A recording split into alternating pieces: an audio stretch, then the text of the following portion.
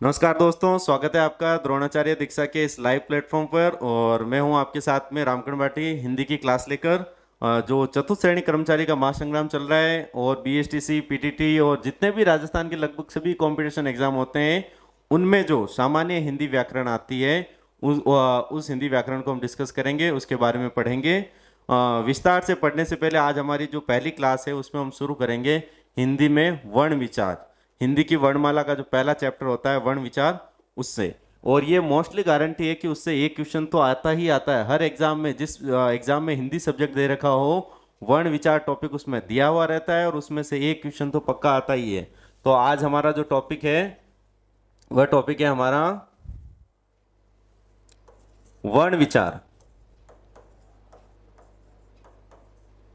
वर्ण विचार जैसा कि हमारा टॉपिक है, सबसे पहले इसी बात पर हम चर्चा कर लेते हैं कि वर्ण किसको कहते हैं। तो वर्ण वर्ण किसको कहते हैं? तो भाषा या ध्वनि, दोनों में से कुछ भी लिखा हुआ आ जाए, एक ही बात है, भाषा या ध्वनि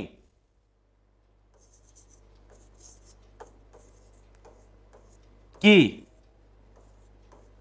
लघुत्तम इकाई। लघुत्तम का मतलब होता है सबसे छोटी से छोटी इकाई। लघुत्तम इकाई जिसके या जिसका टुकड़ा ना हो सके, जिसके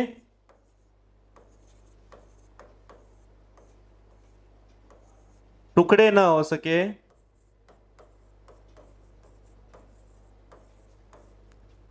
वर्ण कहलाते हैं।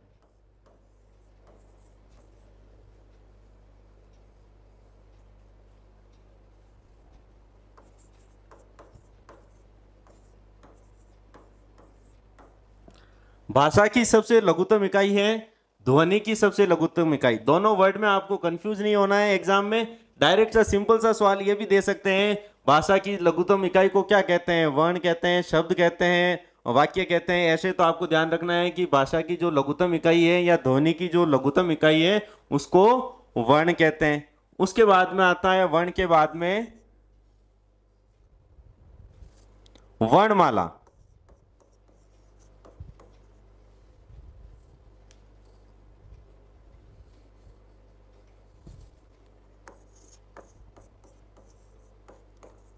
वर्णमाला, वर्णमाला क्या है? सिंपल सा है, ये तो कोई भी बच्चा बता देगा कि वर्णों के समूह को, वर्णों के समूह को वर्णमाला कहते हैं।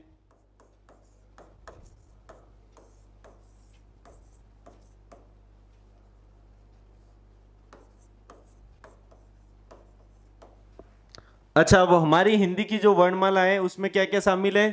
तो आप सबको पता होगा, आपने बचपन में भी पढ़ा होगा, अ आ से लगाकर घ से ज्ञानी बाबा तक। तो उसमें कौन कौन से शामिल होते हैं? तो वर्ण, जो वर्ण विचार में वर्णमाला का वर्गीकरण करते हैं, तो ये जो हमारी वर्णमाला है इसके मोस्टली दो भाग होते हैं। इसका एक भाग होता है, वो होता है स्वर। क्या होता है? स्वर। और दूसरा भाग इसका है, वह है व्यंजन। बाकी जितने भी बने होंगे वो इन्हीं से मिलकर बने होंगे, या तो स्वर या फिर व्यंजन। जो शब्द बनते हैं स्वर और व्यंजन के सहयोग से ही बनते हैं। अब इनकी परिभाषा कि स्वर किसे कहते हैं, व्यंजन किसे कहते हैं, तो बहुत सिंपल सा क्वेश्चन है। स्वर एक बेसिक सा क्वेश्चन है, लेकिन ज्यादातर लोगों को पता नहीं होता स्वर कहते किसे हैं। तो स्वर वह ध्वनियां जिनका उच्चारण हम स्वतंत्र रूप से कर सकते हैं, बिना किसी अन्य वर्ण या बिना किसी अन्य ध्वनि के सहायता के स्वतंत्र रूप से जिन ध्वनियों का उच्चारण हो सकता है उनको स्वर कहते हैं। और व्यंजन स्वरों की सहायता से जिन ध्वनियों का उच्चारण करते हैं उन ध्वनियों को हम क्या बोलते हैं? व्यंजन बोलते हैं। तो इनकी हम डेफिनेशन भी आगे लिख लेते हैं। आगे चलते हैं हम। स्वर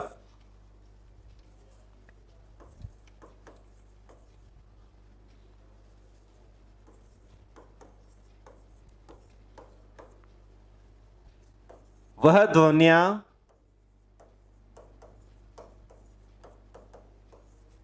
जिनका उच्चारण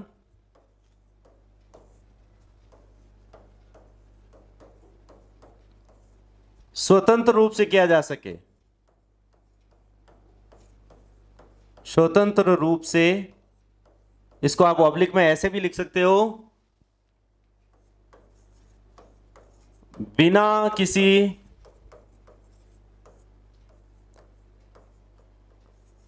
अन्य ध्वनि का सहारा लिए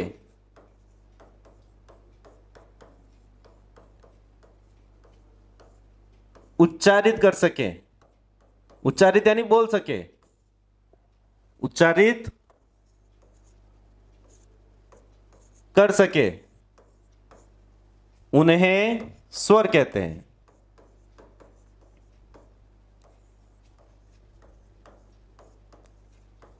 स्वरों की संख्या कितनी होती है, मोस्ट इंपॉर्टेंट है स्वरों की संख्या। स्वर, हिंदी में कुल स्वर 11 होते हैं। कितने होते हैं? 11। ये मोस्ट इंपॉर्टेंट है, आपको ध्यान रखना है। अब कहीं कहीं आप देखोगे किताबों में आपको लिखा हुआ मिलेगा 10, तो आपको ऑप्शन में देखना है। यदि ऑप्शन में 11 दे रखा है और 10 भी दे रखा है तो आपको 11 भरना है, और यदि ऑप्शन में 11 नहीं दे रखा है और 10, 9, 8, 13 ऐसे दे रखा है तो वहां पे आपको 10 पढ़ना है, ये ध्यान रखना। अब ये 11 और 10 का कंफ्यूजन क्या है? तो स्वर होते कौन कौन से? तो स्वर होते हैं जैसे अ, आ, ई, उ, री, ए, आई, ओ और औ, यहीं तक ही होते हैं, ये ध्यान रखना। अंग और अह ये अयोगवा ध्वनियां हैं, ये स्वर के अंदर काउंट नहीं होती है। अब ये 11 और 10 का जो कॉन्सेप्ट है वो यहां आकर फंसता है री से ऋषि पे। कुछ व्याकरण ग्रंथों के अंदर री को स्वर से हटा दिया है। क्यों? क्योंकि इस री को ये वाला री बोलने लग गए हैं। जैसे पहले लिखते थे ऋतु और इस ऋतु का इस ऋतु में परिवर्तन करने लग गए हैं। तो इस कारण कुछ विद्वानों ने इस री को स्वर की लिस्ट से हटा दिया है। लेकिन हमें ध्यान रखना है, कंपटीशन एग्जाम में अभी तक भी पूछा जाता है तो व्याकरण में स्वर कितने आते हैं? 11 आते हैं। 11 ऑप्शन में नहीं है तो आपको 10 की तरफ जाना है, नहीं तो आपको 10 की तरफ नहीं जाना है। ये तो एक बेसिक सा था। अब हम आगे चलते हैं इसमें।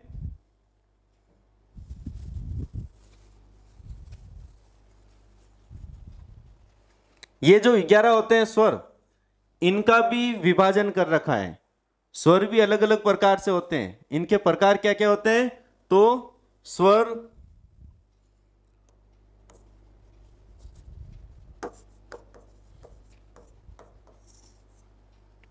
लघु स्वर, लघु स्वर को क्या बोलते हैं? ऋष्व। क्या बोलोगे आप इसको? ऋष्व। हम ज्यादातर प्रोनाउंस करते हैं इसको हस्व स्वर बोलते हैं। क्या बोलते हैं? हस्व स्वर। लेकिन ये सही में इसका उच्चारण होता है ऋष्व, हस्व स्वर। और इसी को बोलते हैं लघु स्वर, हो गया हस्व स्वर। और इन्हीं में आएंगे ये मूल स्वर। इसी को और क्या बोलते हैं हम? मूल स्वर।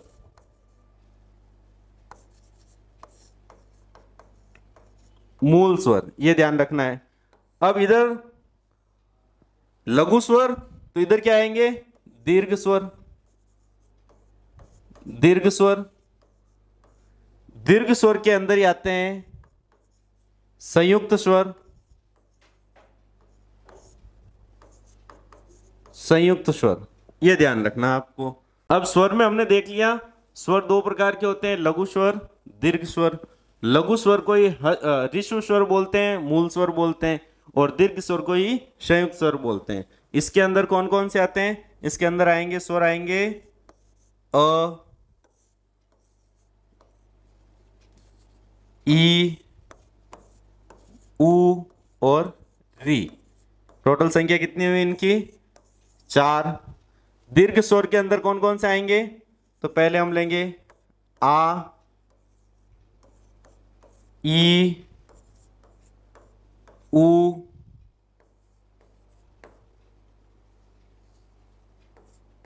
ए, आई, ओ, आउ, ये इनकी संख्या कितनी हुई, काउंट करो तो 7, 7 और 4 टोटल 11। अब ध्यान रखना संयुक्त स्वर, ये एक कंफ्यूजन रहता है बच्चों में कि संयुक्त स्वर, दीर्घ स्वर तो वो जो दीर्घ बन गए, आ का निर्माण अ और अ से मिलकर आ हुआ तो ये दीर्घ हुआ, लेकिन संयुक्त स्वर के अंदर इन्हीं को काउंट किया जाता है, संयुक्त स्वर के अंदर केवल इन्हीं को लेते हैं।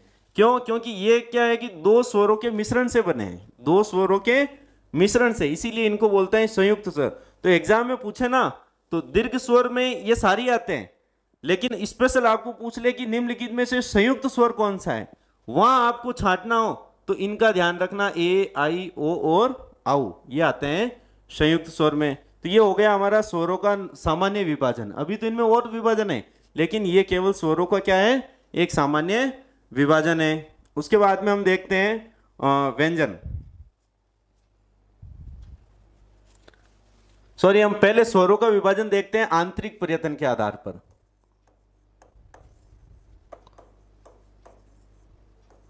आंतरिक प्रयत्न के आधार पर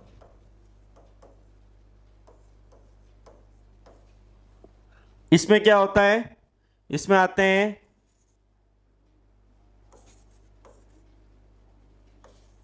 संवृत स्वर,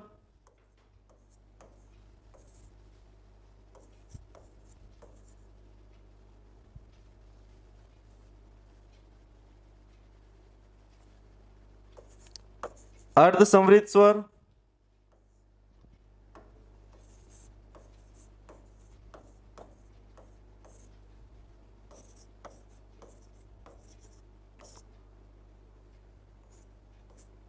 अर्ध विवृत स्वर और विवृत। ये स्वरों का विभाजन है, सब में स्वर है पीछे।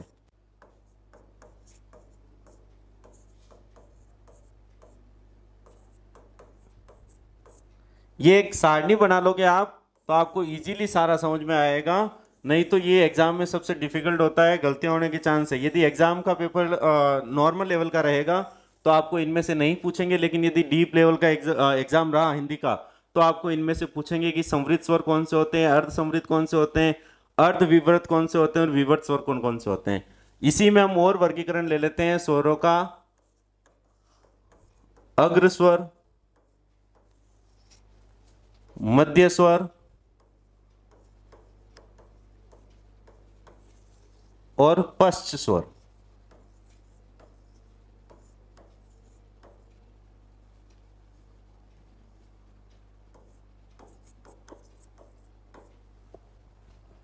अब संवृत स्वर कौन कौन से होते हैं, ई और ई। पश्च स्वर उ और उ। ये सारणी अभी आपको समझ में नहीं आ रही होगी, लेकिन ये पूरी बनाने के बाद में मैं आपको समझाऊंगा तो आप जल्दी से पकड़ पाओगे कि संवृत स्वर कौन कौन से होते हैं, अर्ध संवृत, अग्र स्वर, मध्य स्वर, पश्च स्वर। ये सारे एक ही इंडेक्स में आपको याद करवाने के लिए इजी तरीका है इंडेक्स का। अर्ध संवृत के अंदर हम लेते हैं, इसमें ए, इधर आ जाएगा आई, सॉरी इधर आएगा ओ, आई, आउ, और मध्य स्वर में यहां पर आएगा अ और इधर आएगा आ।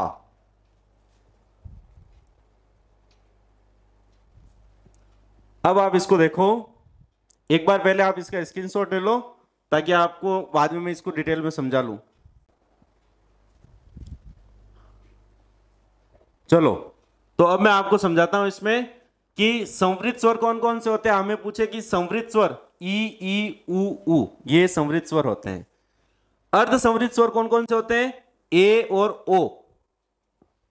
अर्ध विवृत स्वर कौन कौन से होते हैं, आई, अ और आउ, सॉरी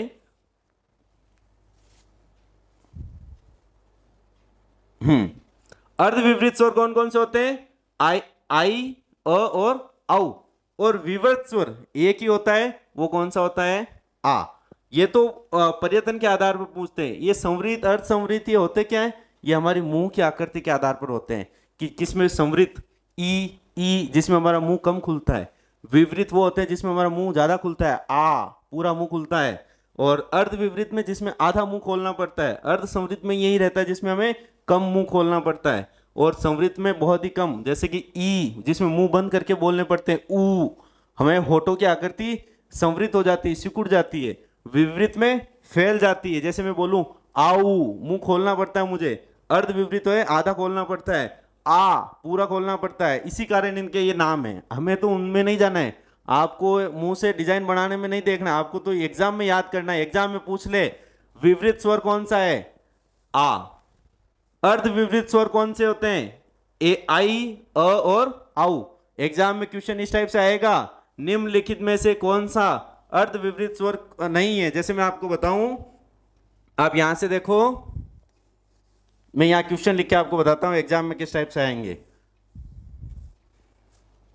मान लो एग्जाम में पूछ लिया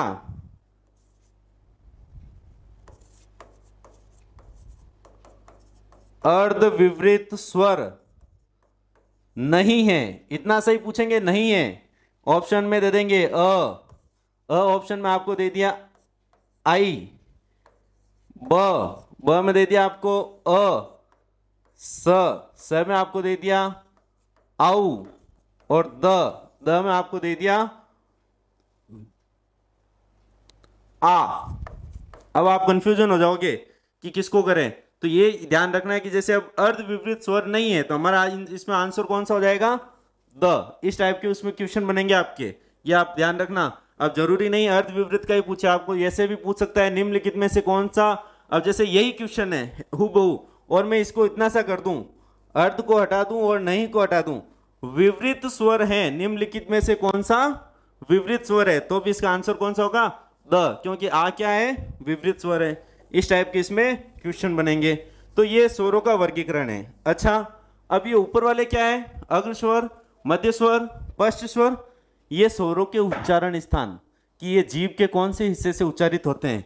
अग्र स्वर, इसको याद करने का बहुत आसान तरीका है। अग्र स्वर के अंदर आते हैं ई, ए और आई।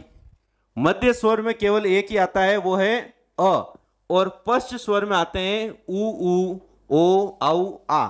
आपको तो इतना सा ध्यान रखना है, जो भी 3 के डिजाइन में आए, जो भी 3 की डिजाइन में आए, वो सारे पश्च स्वर होते हैं अ को छोड़कर। अ को छोड़कर जितने भी 3 वाली डिजाइन में लिखते हैं वो सारे क्या होते हैं? पश्च स्वर होते हैं। और अ, एक अकेला अ है, वो क्या होता है? मध्य स्वर। और इन सबको छोड़ के बाकी जितने पीछे बचे वो सारे क्या होते हैं? अग्र स्वर है। ये एग्जाम में आपको इजी से इजी तरीका है याद रखने का। इसके बाद में हम आगे लेते हैं वापस, कि हमने देखा स्वरों का वर्गीकरण देख लिया। अब हम देखते हैं व्यंजन। व्यंजन, व्यंजन होते कितने? कुल व्यंजन होते हैं वो होते हैं 33। कौन कौन से होते हैं? यहां से शुरू करते हैं हम, क, ख, ग और ड़। ये जो नीचे मैं नुक्ता लगा रहा हूं, ये हलंत है। हलंत का मतलब होता है ये आधा है। ये क्या है? आधा है, इनमें कोई स्वर मिला हुआ नहीं है। हलंत का मतलब होता है आधा अक्षर, इनके अंदर स्वर नहीं है। दूसरी लाइन हमारी च, छ, ज, ण, ट, ठ, ड, ढ और ण। इन सब में हलंत का ध्यान रखना है। ये हलंत नहीं है तो इसका मतलब इनमें स्वर है। फिर त, थ, द, ध, न, प, फ, ब, भ, म। ये भी सारे हलंत हैं। अच्छा, अब ये हुए कितने टोटल? 25। ये 1 number, 2 number, 3 number, 4 number, 5 number. ये इनके नंबर्स आपको ध्यान रखने हैं। ये सारे नंबर्स जब मैं संधि पढ़ाऊंगा तो संधि की शॉर्ट ट्रिक में काम आएंगे, कि एक नंबर का बोलूं, एक नंबर का मतलब हो जाएगा कि सभी वर्गों का एक नंबर वाला पहला वर्ण। 3 नंबर का बोलूं तो सभी वर्गों का 3 नंबर का वर्ण। ये आपको ये ध्यान रखना है इनके नंबर्स में। अच्छा, अब इनको बोलते हैं स्पर्श व्यंजन। क्या बोलते हैं? स्पर्श व्यंजन। ये स्पर्श व्यंजन 20 ही होते हैं यहीं तक, ये स्पर्श व्यंजन होते हैं। अच्छा, ये पीछे वाले क्या हैं? ध्यान रखना, आपको याद रखना है पंचम वर्ण नासिक्य। इतनी सी लाइन याद रखनी है आपको, पंचम वर्ण नासिक्य। पांचवा वर्ण जो बोला जाता है वो नाक से बोला जाता है। ड़, ण, न, न और म, ये पांचवा वर्ण नाक से बोला जाता है। इसको नासिक्य वर्ण बोलते हैं। क्या बोलते हैं इसको? नासिक्य वर्ण।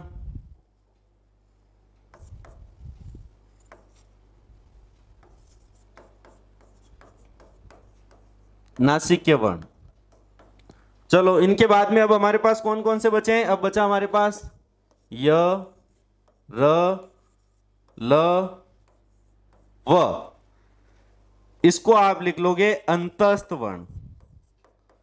अंतस्थ वर्ण। अच्छा, इनको अंतस्थ वर्ण क्यों बोलते हैं? क्योंकि इनको बोलते समय मुंह से ठंडी हवा निकलती है। य, र, ल, व, इनका उच्चारण करते समय हमारे जो शरीर का जो भाव रहता है वो ठंडा रहता है, इसीलिए इनको आंतरिक बोलते हैं, अंतस्थ बोलते हैं।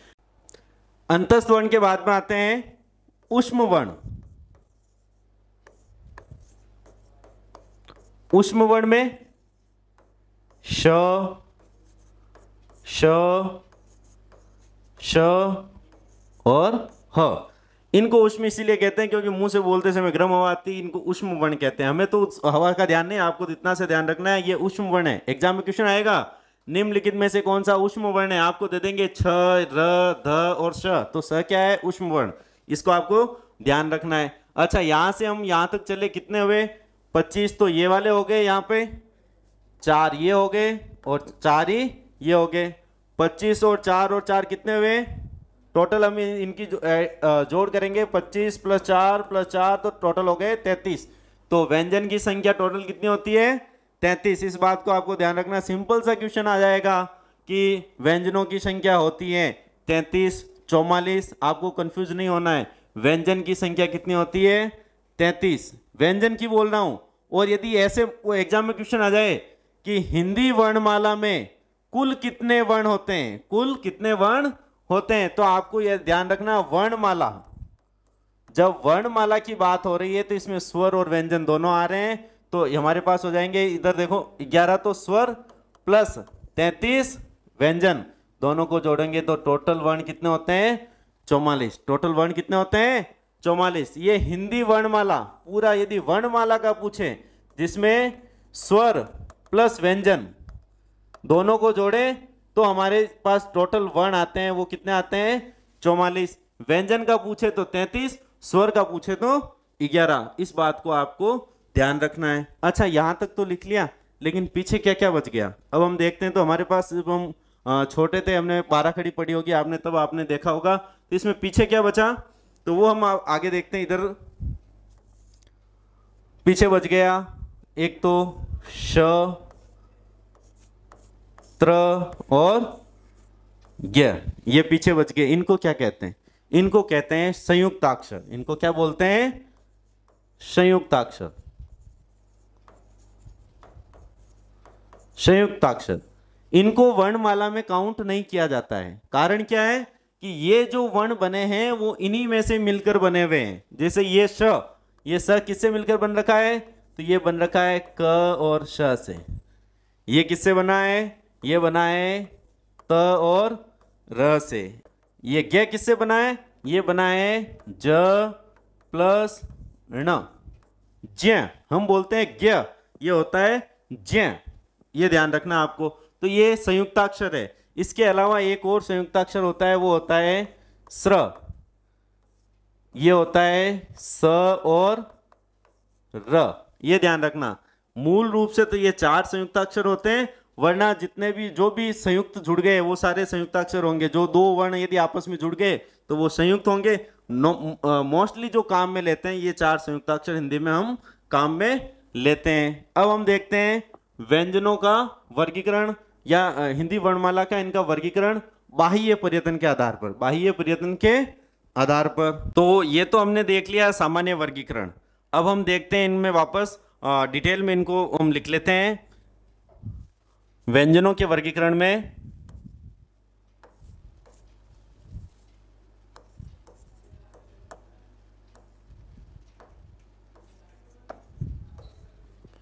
सबसे पहले हमने देखा है स्पर्श व्यंजन।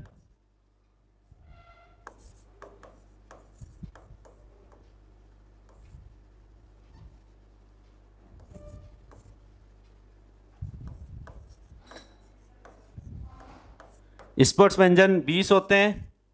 कौन कौन से? क, ख, ग, ग, च,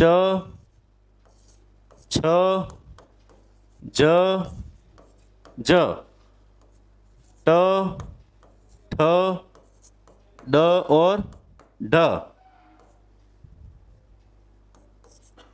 त, थ, द और ध,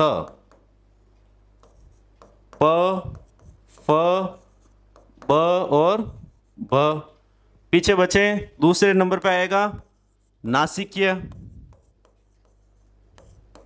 वो मैंने एक लाइन में बता दिया आपको, पंचम वर्ण नासिक्य होता है, यानी जो पांचवा वर्ण है, पांचवा वर्ण सभी वर्गों का पांचवा वर्ण होता है, वो नाक से बोला जाता है, इसीलिए उसको बोलते हैं पंचम वर्ण नासिक्य, नाक से बोला जाता है। एग्जाम में क्वेश्चन आ जाए निम्नलिखित में से कौन सा नासिक्य वर्ण है, तो आपको तो एक ही लाइन याद रखनी है, पंचम वर्ण नासिक्य। जो पांचवा वर्ण होगा प्रत्येक वर्ग का सबसे पीछे वाला ड, ण, ण, न और म, ये क्या होते हैं? ये नाक से बोले जाते हैं, इसीलिए इनको नासिक्य वर्ण बोलते हैं। नासिक्य वर्ण के बाद में हम देखते हैं अंतस्थ, अंतस्थ वर्ण, य, र, ल और व। फिर ऊष्म वर्ण, ऊष्म वर्ण में श, श, श और ह। इसके बाद में ये आएगा संघर्षी। संघर्षी वर्ण कौन कौन से होते हैं? संघर्षी वर्ण में भी यही वर्ण होते हैं, श, श, श और ह। इन्हीं वर्ण को क्या बोलते हैं? संघर्षी। लेकिन किंतु आपको यह ध्यान रखना है, लिखा हुआ आ जाए स्पर्श संघर्षी, स्पर्श संघर्षी आती है, आपको ध्यान रखना है इसमें कि इसमें च वाली लाइन आती है। स्पर्श संघर्षी में कौन सी लाइन आती है? च वाली लाइन, च, छ, ज और ज, ये होती है स्पर्श संघर्षी। ध्यान रखना है संघर्षी वर्ण में तो श, श, श, ह, और स्पर्श संघर्षी में च, छ, ज और ज। इसको हम आगे लेते हैं।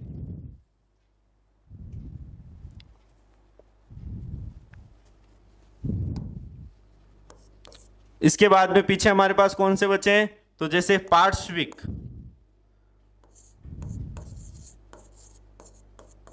पार्श्विक वर्ण, पार्श्विक वर्ण एक ही होता है, वो होता है ल। एक होता है प्रकंपित, प्रकंपित वर्ण, प्रकंपित वर्ण ये होता है र। ध्यान ये रखना है प्रकंपित वर्ण को ही लुंठित वर्ण बोलते हैं, लुंठित। पूछ ले लुंठित वर्ण कौन सा है या प्रकंपित वर्ण कौन सा है? र। उसके बाद में अयोगवाह,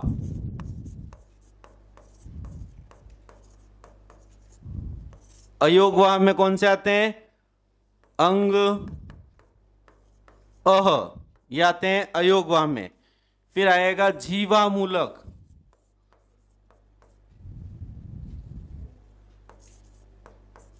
जीवामूलक वर्ण।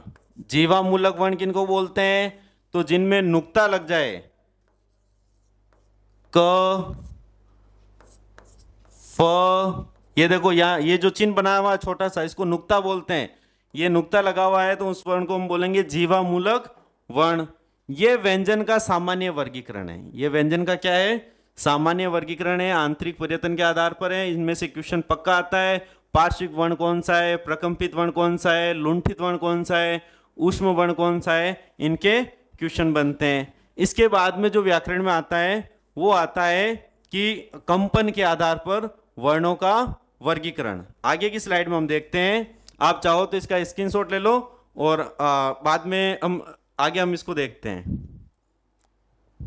चलो नेक्स्ट स्लाइड में हम देखते हैं वर्णों का वर्गीकरण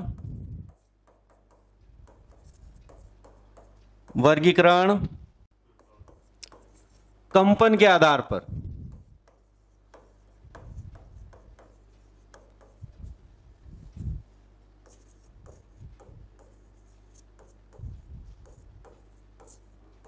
जब हम वर्णों को उच्चारण करते हैं तो मुंह से कंपन कितनी होती है उसके आधार पर वर्णों के दो वर्गीकरण कर रखा है। कौन कौन सा होता है हिंदी में? तो एक तो होता है घोष, दूसरा आपके हो जाएगा इसी में अघोष। घोष और अघोष। अब इनको आपको याद करने की ऐसी ट्रिक बताऊंगा कि आपको इनमें ज्यादा मेहनत करनी नहीं पड़ेगी। कारण क्या है? आपको ध्यान ट्रिक का रखना है कि पहले जब आपको वर्ण लिखाए थे, मैंने लिखाया था 1 नंबर का वर्ण, 2 नंबर का वर्ण, 3 नंबर का। इस टाइप से आपको ध्यान रखना है। घोष के अंदर क्या आता है? घोष के अंदर आता है तीसरा, चौथा, पांचवा, य, र, ल, व, ह, सभी स्वर ये आते हैं घोष वर्ण में। अघोष में कौन कौन से वर्ण आते हैं? अघोष में आते हैं अघोष 1 2। आपको सिंपल सा ध्यान रखना है, अघोष 1 2, अघोष 1 2। इतनी सी लाइन आपको याद रखनी है, अघोष 1 2। एग्जाम में अघोष का क्वेश्चन आती है, आपके माइंड से लाइन निकलनी चाहिए आपके मुंह से कि अघोष 1 2, अघोष 1 2, 1 2। और इसमें साथ में आते हैं श और ये वाला श। अच्छा, अब ये 3 4 5 और ये 1 और 2 क्या है? ये मैंने आपको पहले भी बताया लेकिन वापस एक्सप्लेन कर देता हूं। 3 का मतलब प्रत्येक वर्ग का तीसरा वर्ण जैसे ग, चौथा वर्ण ग, पांचवा वर्ण ड। ऐसे कैसे?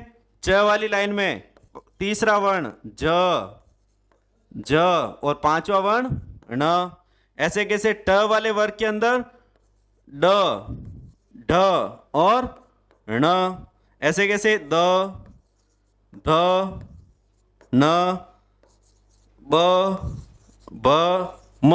अब आपको इतने याद नहीं करने पड़े, इसलिए आपको सिंपल सा याद करना है। क्या याद करना है आपको सिंपल सा इतना सा ध्यान रखना है, तीसरा चौथा पांचवा, तीसरा चौथा पांचवा। और मैं तो कहूँ घोष वाला याद ही नहीं करना आपको तो इधर का याद कर लो बस, अघोष 1 2। इतनी सी लाइन याद कर लो, अघोष 1 2 श, अघोष 1 2 श। इतनी सी लाइन याद कर लो। क्यों? क्योंकि जब आपको पता है कि अघोष के अंदर 1 2 आते हैं, यानी कि प्रत्येक वर्ग का पहला और दूसरा वर्ण वो अघोष में आता है, तो बाकी बचे हुए वो घोष में जाएंगे। तो इतना सा याद कर लोगे तो इधर वाला अपना आप याद हो जाएगा। इतना सा ध्यान रखना है, अघोष 1 2 श। क्या याद रखोगे? अघोष 1 2 श। तो बाकी सारे बचे हुए पीछे वो हो जाएंगे घोष वर्ण। तो अघोष 1 2 श। 1 2 में 1 2 का मतलब पहला और दूसरा क ख, च छ,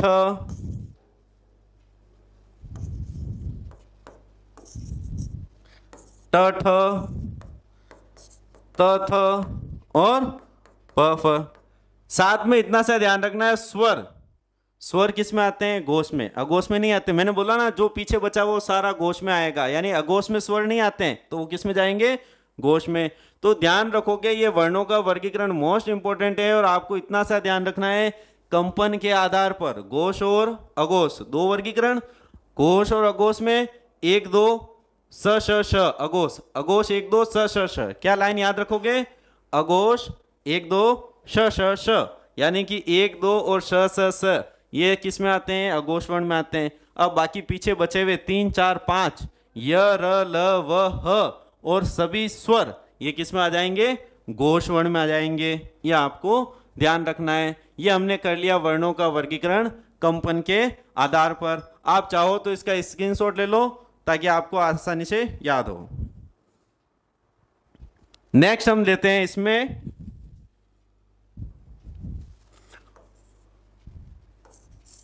वर्णों का वर्गीकरण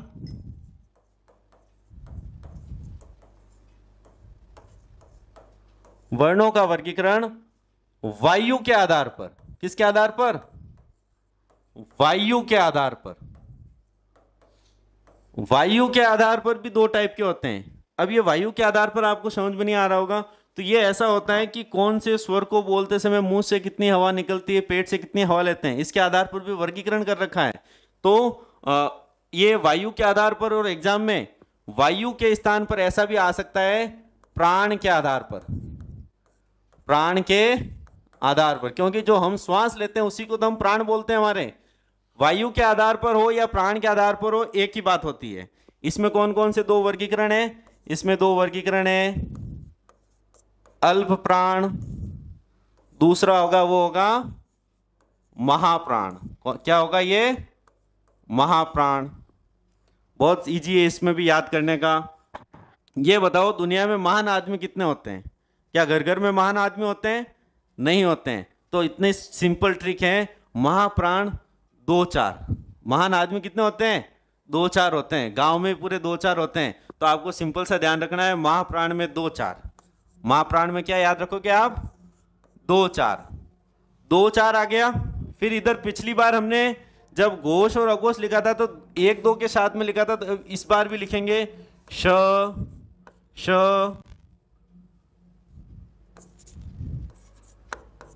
श और ह। इतना सा ही ध्यान रखना है, जब हम घोष और अघोष लिखते हैं तो ह इस साइड में आता है, इस बार ह इस साइड में आया, इनके साथ में आया। तो महान आदमी 2-4 होते हैं, महाप्राण भी 2-4, दूसरा और चौथा, साथ में श श श ह। इस बार ह का ध्यान रखना है, साथ में स के साथ में ह आ गया। और जब कंपन के आधार पर होता है तो स के साथ में ह नहीं आता है। तो ये दूसरा चौथा वर्ण श श श और ह ये आते हैं महाप्राण में। तब जो पीछे बच गए वो सारे क्या होंगे, अल्प प्राण। कौन कौन से पीछे बच गए आप ही बता दो अब तो। जैसे दूसरा उधर आया तो इधर पहला वर्ण, तीसरा वर्ण, पांचवा वर्ण, य र ल व और सभी स्वर अल्प प्राण होते हैं। बहुत इजी ट्रिक है, सिंपल सी लाइन याद रखनी है। महान आदमी 2-4 होते हैं, महाप्राण 2-4 श श श ह। उधर घोष अघोष में याद करवाया था आपको कि अघोष 1-2 श श श। इतना सा ध्यान रखना। अब जैसे वापस में आपको फिर भी बता देता हूं, आपको अब तक पता तो चल गया होगा। पहला, तीसरा, पांचवा, 1 3 5 लिख रहे, इसका क्या मतलब है, क ग ड़ च ज ण, फिर ट ड ण त द न प ब म। और इधर 2-4 में ख ग छ ज ठ और ण ढ थ ध और फ भ। ये हो गए।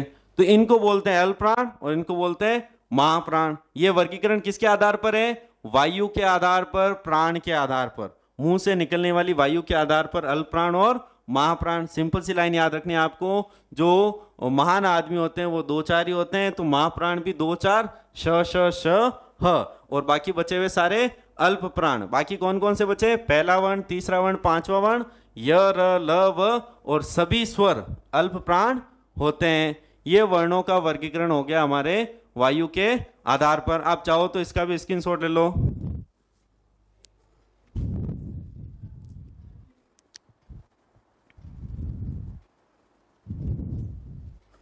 चलो अब जो मोस्ट इंपोर्टेंट है नेक्स्ट, इसमें वर्णों का वर्गीकरण उच्चारण स्थान के आधार पर, जहां से क्वेश्चन ज्यादातर बनते हैं।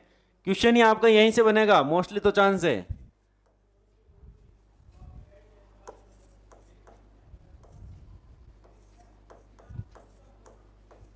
वर्णों का वर्गीकरण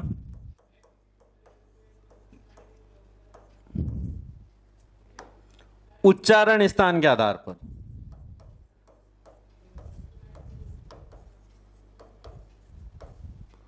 उच्चारण स्थान के आधार पर।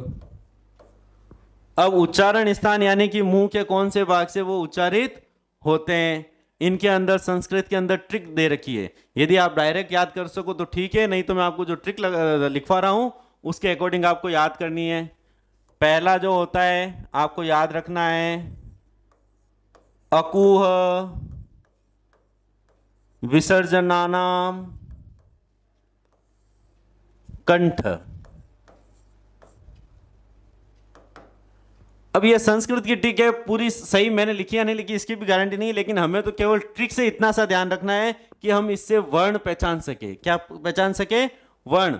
अकूह, ये मैं वापस लिख देता हूं,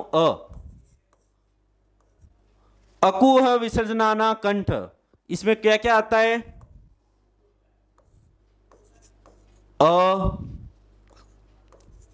क वर्ग। क वर्ग का मतलब होता है क की पूरी लाइन, क की पूरी लाइन। फिर ह और विसर्ग।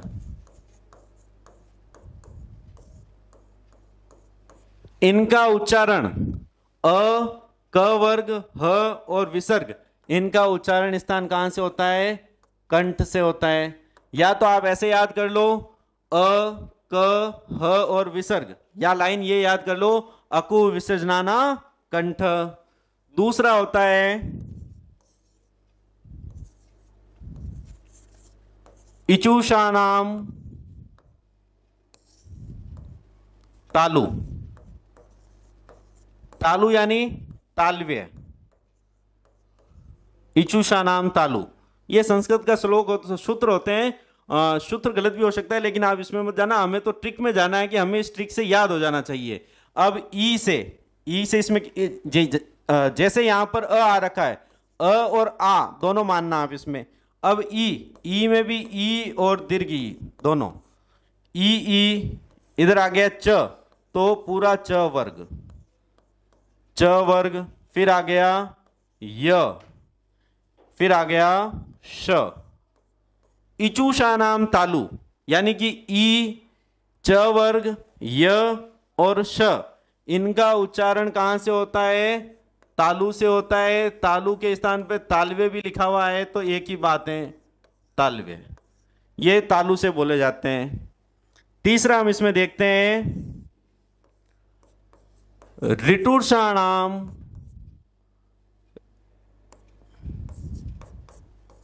ऋटुषाणाम मूर्धा। ऋटुषाणाम मूर्धा, इस मूर्धा को बोलते हैं मूर्धन्य।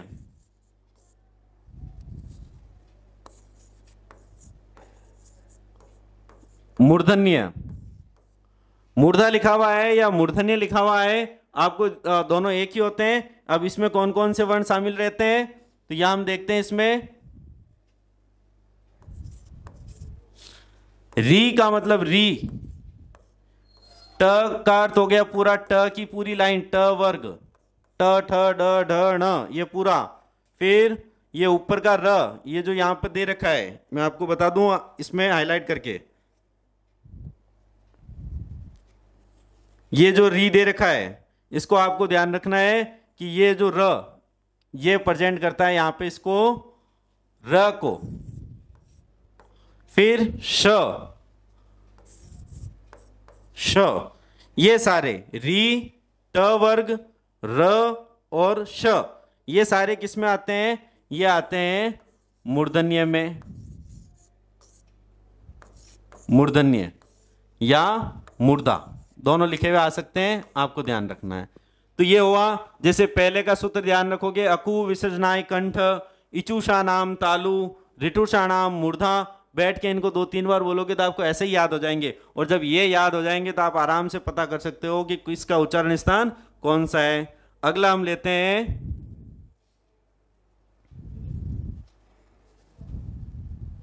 चौथे नंबर पर, इसमें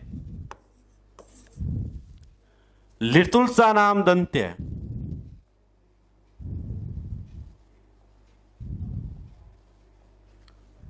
अगला हम लेते हैं इसमें लितुलसा नाम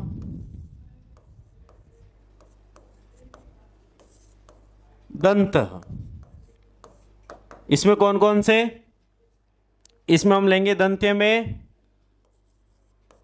री, फिर ये ऊ नहीं, लितुलसा नाम दंत्य, यहां त वर्ग और ल और श, इनका उच्चारण स्थान कहां से होता है, दंत से, दंत है। अब आपको ध्यान रखना है एक चीज का कि जो हम बोलते हैं ना, स से शंकर वाला सर, स से षटकोण वाला सर, स से सड़क वाला सर, अब आपको ऐसे नहीं बोलना है, अब आपको इनको ऐसे बोलना है, तालु वाला स, इस स को बोलते हैं तालव्य स, इस स को बोलते हैं मूर्धन्य स, और इस स को बोलते हैं दंत्य स। ऐसा नहीं है स से सड़क वाला स, नहीं। अब आप व्याकरण के स्टूडेंट हो तो आप बोलोगे दंत्य स, ये स कौन सा होगा, दंत्य श, इसको बोलते हैं मूर्धन्य श, और इसको बोलते हैं तालव्य श। इस बात का आपको ध्यान रखना है। अच्छा, इसके बाद में हम लेते हैं अगला हमारा पांचवा, उपपद्यमान।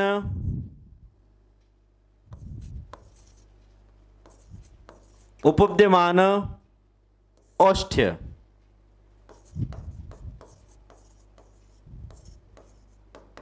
औष्ठ,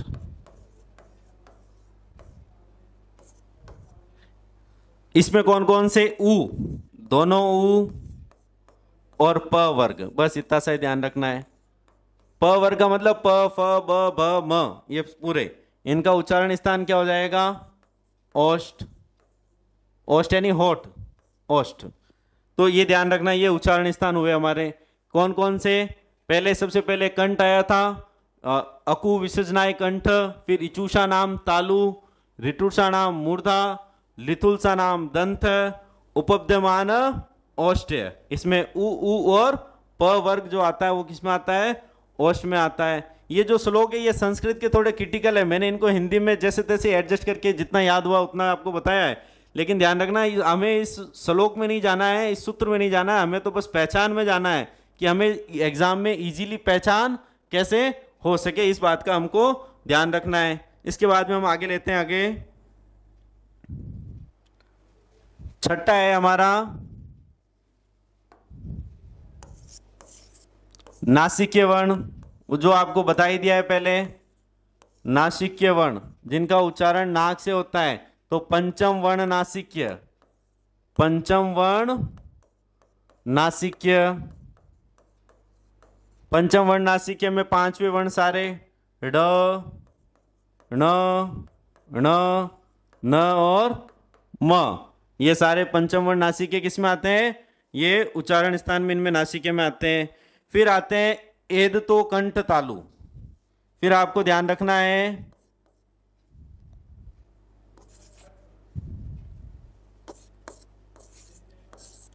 एदई तो कंठ तालु,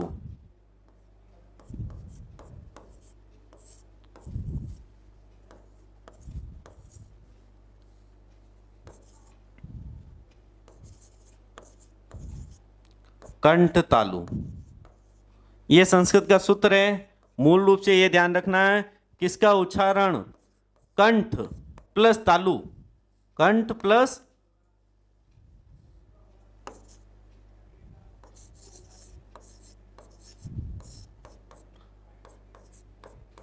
कंठ प्लस तालु, किसका उच्चारण कंठ प्लस तालु दोनों से होता है, उसका आपको ध्यान रखना है। एद तो कंठ तालु यानी ए और आई, ए और आई। फिर आठवां इसमें याद रखना है ओद तो कंठोष्ठम, ओद तो कंठोष्ठम, कंठोष्ठम, यानी कि इसमें कौन कौन से शामिल आए? कंठ और ओष्ठ, कंठ और ओष्ठ। इससे कौन कौन से होते हैं? ओ और औ, इनका ध्यान रखना है। ये मोस्टली ज्यादा पूछे जाते हैं। ए और आई का उच्चारण स्थान कौन सा है? कंठ तालु। ओ और औ का उच्चारण स्थान कौन सा है? कंठोष्ठ। ये साथ में लिखे हुए भी आ सकते हैं कंठ तालु, और अलग अलग लिखे हुए भी आ सकते हैं, जैसे कंठ और ओष्ठ भी लिखा हुआ आ सकता है, और कंठोष्ठ सीधा वर्ण ये भी आ सकता है। निम्नलिखित में से कौन सा वर्ण कंठोष्ठ है, या निम्नलिखित में से किसका उच्चारण कंठोष्ठ से होता है? तो इसमें आपको ध्यान रखना है, कंठोष्ठम में ओ और औ, इनको कंठोष्ठम वर्ण बोलते हैं। इनका उच्चारण स्थान कंठ और ओष्ठ इनसे मिलकर होता है, इसीलिए इनको क्या बोलते हैं? कंठोष्ठ बोलते हैं। इसके आगे हम लेते हैं इसमें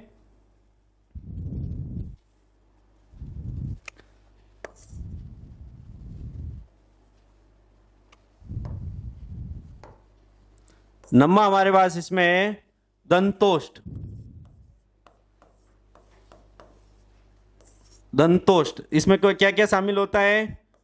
दंत प्लस ओष्ठ। तो इसको आप कैसे याद रखोगे? वकारस्य दंतोष्ठम, वकारस्य दंतोष्ठम, इतना सा सूत्र याद करना बस। वकारस्य दंतोष्ठम, यानी कि व का उच्चारण किससे होता है? दंतोष्ठ से होता है। इसका आपको इतना सा ध्यान रखना है, वकारस्य दंतोष्ठम, कि व का उच्चारण, ये व स्पेशल है, इसका ध्यान रखना। व केवल सिंगल वर्ण है। व का उच्चारण स्थान कौन सा है? दंतोष्ठ। दंत प्लस ओष्ठ, दंतोष्ठ, ये आपको ध्यान रखना है। इसके बाद में जीवा मूलक मैंने आपको पहले ही लिखाया था।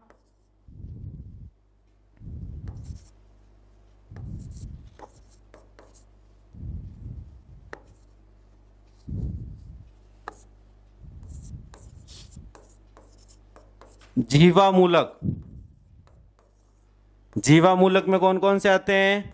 नुक्ता वाले वर्ण क, फ, ये नुक्ता वाले वर्ण जीवा मूलक में आएंगे, आपको ध्यान रखने हैं।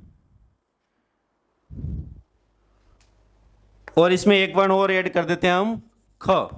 ये जो नुक्ता वाले वर्ण है वो जीवा मूलक में आएंगे। तो ये हमारा पूरा वर्ण विचार था, जो मैंने आपको पूरा डिटेल से बता दिया है। शॉर्ट ट्रिक्स भी बता दी, इसमें किस किस को शॉर्ट तरीके से याद करना है, किसको डिटेल में याद करना है, वो सारा मैंने आपको बता दिया है। और इसकी पूरी पीपीटी आपको हमारे द्रोणाचार्य दीक्षा के टेलीग्राम चैनल पर मिल जाएगी। Thank you.